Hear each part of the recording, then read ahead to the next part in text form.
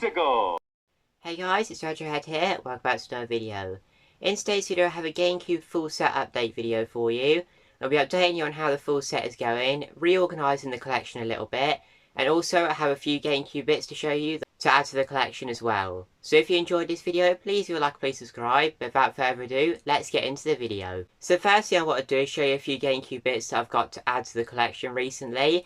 And these are actually a few birthday gifts, so I've got a few bits to show you here. And there's some really cool games going into the collection. So the first game, this might be the one that I'm most intrigued to play, because I know nothing about this game, and that is Dead to Rights on the GameCube. Now this is a really good condition copy of the game. It's complete with the manual and everything like that. The disc is absolutely immaculate as well. Now, I can't say where these came from or what the prices are, because I don't know, because all three of these were birthday gifts.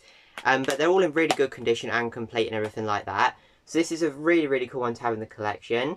Now, I'll be showing you a little bit of gameplay footage now about this one. I know zero about this game, so I will read you a bit on the back about this one. Because I've seen one person, I think Gentleman of Games picked this up on the PS2.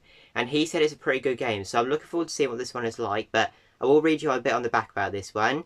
Meet Jack Slate, a cop on the beat in Grant City. Unaware that his next call is about to change his life. What he discovers will send him on a downward spiral into a labyrinth of corruption, betrayal and crime. So this game sounds really, really intriguing. Again, I know nothing about it and I haven't searched up any footage either. So I'm sort of going to be going into this game knowing nothing about it really. But I do like that about games. I've said that a lot on the channel. I like sometimes starting to play a game where you just don't know what to expect. So I'm really, really looking forward to playing Dead to Rights and adding it to the collection.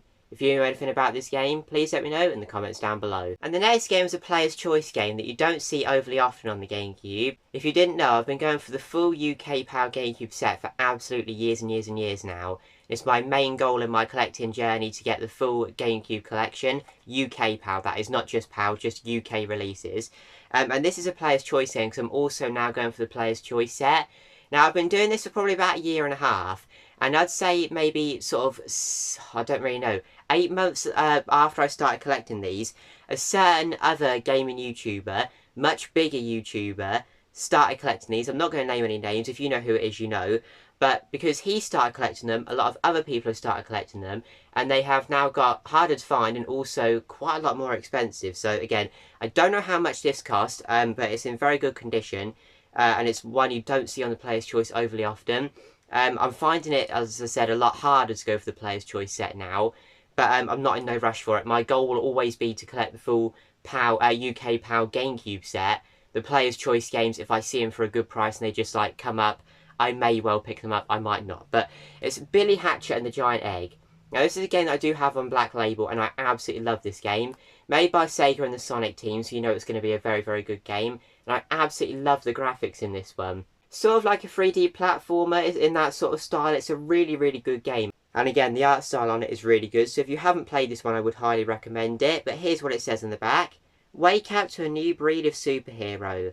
Billy Hatcher must use the powers of the legendary suit to conquer an evil king who seeks to rule in everlasting light.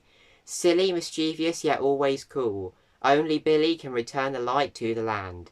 So as I said, if you haven't got this game, I'd highly recommend playing it. I don't think it's a GameCube exclusive or anything. I don't think it's out on other consoles. But this copy is in really good condition, complete with the disc and the manual. The good thing about the Player's Choice games is, unlike Platinum games on PlayStation, the disc and the manual are no different. So if you like end up seeing, like, I know you can get like a Platinum game that doesn't have the Platinum disc, and it's not like properly complete, but with the Player's Choice set on GameCube, the manual and the disc are both the same as the Black Label ones, so that is really handy. But as I said, this is in absolutely incredible condition. Like, the case has no scratching on, so super pleased to be adding this one to the collection. Now, the last one is also one that I'm really intrigued to play, as I've never played this game before. But this one is one that I've been keeping my eyes open for specifically, and I'll tell you why in a minute. But that is Donkey Konga 2 on the GameCube. Now, again, this game is in really good condition, complete with the manual and everything like that, super good condition disc. And again, the case has got like hardly any scratching on either, so very pleased with this. Now, the Donkey Konga games, there's 3 of them on the GameCube. Donkey Konga, this one, Donkey Konga 2, and also Donkey Konga Jungle Beat. Now, I have Donkey Konga and Donkey Konga Jungle Beat in the collection, both in the bigger boxes with their bongos. And I almost had Donkey Konga 2 complete in the bigger box with the bongos, because I went to Miso Games quite a while ago now, And he had the box only there. He didn't have the game for it. He just had the box, the manuals, and also the bongos. And he sold it to me for just a tenner, which I'll show you in a minute. It was an absolute bargain. So if you are watching this, thank you very much. But Donkey Konga 2, the game I've needed to complete that sort of box set, but it's in really good condition and a game that I cannot wait to play. So this one is a very welcome addition to the GameCube collection. But now I'll show you the Donkey Konga 2 box that I have and how I managed to complete this for a really good price. So as you can see, down here is where I have the Donkey Konga 2 box on for the GameCube, but I've sort of kept this out of the way because I didn't have the game for it. As you can see, it does come with the bongos inside and all of its user manuals, but now I have the game for it as well. So to pick that box up with the bongos for a tenner was a great price, and also to complete it with the game is really good. As I've had that box for quite a while, but not been able to find a copy of the game for ages, so super pleased to add this one to the collection. So as you can see, some great additions to the GameCube set there. But now I would like to reorganise some of these games, and I'll tell you how I'm going to do that in a minute. And also give you an update on how the full set is going on. So this is how I store my GameCube collection. As you can see up here, I have a lot of like the consoles and accessories and that. And as you move on down, I have this little sign here. Now these are all of the games lined up here. Now as you can see, there is some gaps in that. And that is because I do like to have room if I add a game to the collection. I don't have to move a game down all of the shelves until I get to the bottom just to add one game in. So sometimes I face out some of my favourite games like that just so I've got room. So if I then buy a game for this shelf, I could just go like that and then have all that room to add in new games. So that's why I do that, because otherwise I'd have to take a game off there, then off the next one, and the next one, till you get to the bottom just to add one game in. So this is how I like to do it. As you can see, there's only a little gap on this shelf, so I'd like to make a few more gaps, potentially a few more faced out games like Hit and Run there. So then as soon as I get a game that goes onto this sort of shelf with the S's and that, I can spin the game around like that and I'll have that much room, just to make it a bit easier. And then down here, because IKEA don't give you loads of shelves for these sort of shelves, because they're bookshelves really, and books are normally taller than DVD cases, I've made this wooden shelf at the bottom here that fits pretty much exactly to the floor all the way up there. Pretty much exactly, so you've just got a bit of room. It's only a thin piece of wood, perfectly enough to have the GameCube games on, but then you can just go like that and pull out the game you're after. But there's no room on that shelf, as you can see.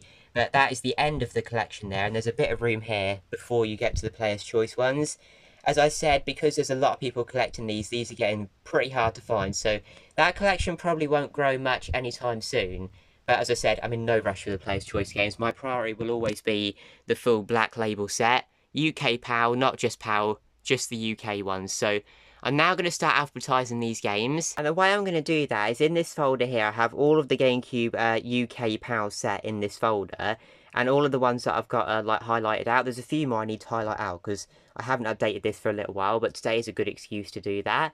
But in this list also is all of the GameCube games, but as you can see, in alphabetical order. So you have the ones that start from just the numbers, like 007 or 1080 Avalanche, and then A, B, C as it goes down. So I do need to tick off quite a few more of these, but so it's making it easier to alphabetise, I will just be doing it from this list, otherwise I'll literally be here for ages, and I haven't got time to do that. So this list is going to make it much easier. Now I just need to double check, but I think this top shelf, apart from a couple of games that I've actually got today to add to the collection, is pretty much done exactly in alphabetical order, because I did this quite a while ago, and I think the second shelf is the same, but I think I need to start somewhere around where the Mario ones start down here. So I will double check that, but I might not actually be here for as long as I expect it to be. Yeah, that is right, this top shelf and the second shelf is pretty much done. I'm just going to add Donkey Konga 2 onto the shelf, but that's easy, because Donkey Konga 2 will just go next to that. I also have another game to add to the collection today, Dead to Rights on the GameCube. So I'm just going to check my list here, because I'll be quicker if I use the list. A, B, C, D, D, E, A. Dead to Rights is just going to go straight in here, which is a really nice addition to the collection.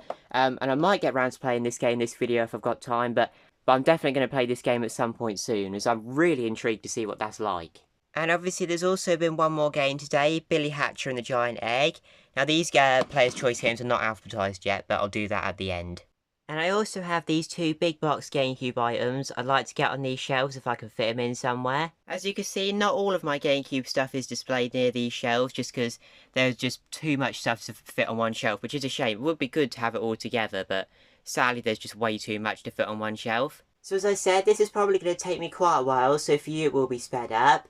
Obviously I'm going to be listening to some music while I do this, because I always listen to music when I'm doing stuff like this. And today's album is going to be Sepultura's Machine Messiah. Obviously I'm not going to let you listen to any of this, because I will get a huge copyright strike if I leave this in. But now, let's start sorting some GameCube games.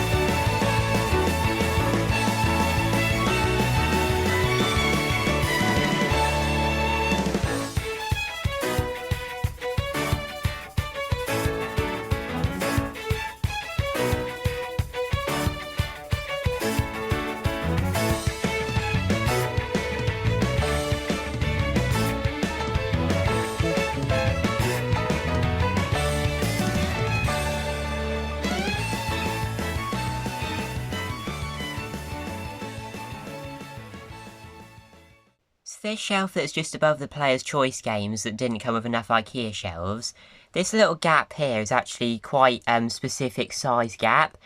So what I've done basically is this bit of wood on top of here is only resting on top of the legs of bits of wood, they're not actually attached. And that's because in that little join there is actually some screws that go up into this piece of wood here. It only touches it doesn't go inside the piece of wood. And that is because the head of the screw is actually helping determine what gap is left between this top shelf that hits the top shelf here and the bottom shelf. So basically if you screw the screw a little bit in, the shelf would go down a tad, and if you screw the screw a little bit up, the shelf would sit a little bit higher. Just because it was such a tight fit to fit these games in from there all the way to the games going down, it had to be like that. As you can see the other side, you could actually see the screw on that one helping determine how big the gap is. So that is why there is a little bit of a gap in the shelf in the corners there. And also in this video, while I was just sorting out the GameCube shelves a bit, I wanted to sort of highlight a few games for the GameCube full set that I personally found really hard to find. These games that I'm about to show aren't going to be particularly good games to play, because this video is more about collecting than playing the games. But this game is really hard to find. This is one of the first ones. SpongeBob, Creature and the Krusty Krab. This took me years till I found a good complete copy of this game. And this one is complete in box and in pretty good condition, as you can see. But that is a really hard one to find. I think it's about a £20 game. It's not like the cheapest game, but not the most expensive game either. But that is a hard one to find. And also, a bit further along, I don't think this is overly uncommon on other consoles, but on the GameCube, Speed Kings is a really difficult game to track down a complete copy of as well. But as I've been collecting, I've sort of found that it's sometimes more of the kid-based games. So Nickelodeon Party Blast you see relatively often, but games like Open Season, you really do not see this game very often at all. And I've played this game. It's like, alright, it's not particularly good or anything. It's not the most expensive game either, but when you're going for a full set, sometimes it's not the expensive games, it's the cheap games that's hard to find. This game here, just a normal football game, nothing particularly special, red card. £6 from the CEX, but just really difficult to find.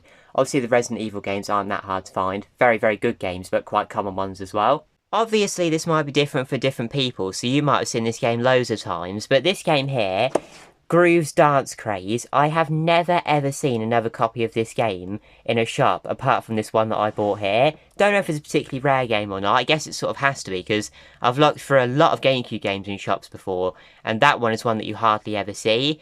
Metal Gear Solid is quite an expensive game, but not a particularly hard one to find. Mary-Kate and Ashley, that one's quite a hard game to find, but it's not a very good game. But I have another one of the random sort of kids sort of games, Ice Age 2, that one was pretty hard to find. I actually ended up finding it at a car boot, which is really strange. This is a pretty hard game to find, but I found it complete in box at the car boot for £2. So, couldn't complain about that one, so that was a good find. The Incredibles, this game is a common GameCube game, you see this one all the time. But The Incredibles Rise of the Underminer is a game that you do not see very often at all. Again, a pretty cheap game, just a pretty hard one to find. Like, you won't see many copies of that. Going along here, these games are all relatively easy to find. I don't think I found it hard to find many of these. Or Legends of Wrestling 2, I found it relatively hard to find a copy of that. I was looking for that for a long time before I found a good copy of it. This game on the GameCube here, Dark Summit, sadly I don't have the manual for this one, and this is an easy one to find. It's not, like, uncommon at all. But I just wanted to sort of give it a mention, because this is one of my favourite GameCube games I've ever played. It's a snowboarding game, but, like, a bit different at the same time. I'm not going to give too much away. There's a bit of information on the back if you want to pause and read that. But if you haven't played Dark Summit, I would definitely recommend playing that one, adding it to your collection, as it's just a really good game, that one. And I forgot to mention Fantastic Four on the GameCube. I don't think I've ever played this game, but I'm not into sort of like the Fantastic Four franchise, but that's a tough game to find as well. I don't think I've seen hardly any copies of that one, really. Thank you very much for watching this video. If you did enjoy, please leave a like, please subscribe. And also let me know in the comments down below, what is your #1 favourite GameCube game? I know that is probably a tough question, but if you've played the GameCube, what is your favourite GameCube game? As I said, let me know in the comments. Thanks for watching, and I'll see you all later. Bye!